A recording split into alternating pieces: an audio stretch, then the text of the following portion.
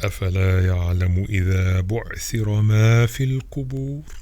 Does he not know that when what is in the graves is scattered? The tone now shifts to reminder and warning. One day the earth will be open and everything hidden inside the graves will come out. Man will face the truth he denied. What was hidden and buried, bones, memories, deeds, will be pulled out and spread. Our actions do not stay buried.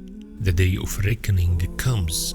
There is a rhetorical simile that the dust of graves is similar to the dust stirred up in the battle of life.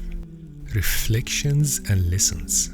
1. Do the deeds that will lift you up on that day, the day of judgment. 2. Write a will. Settle debts promptly. 3. Seek knowledge that benefits after death. Number 4. Visit graves to remember the return.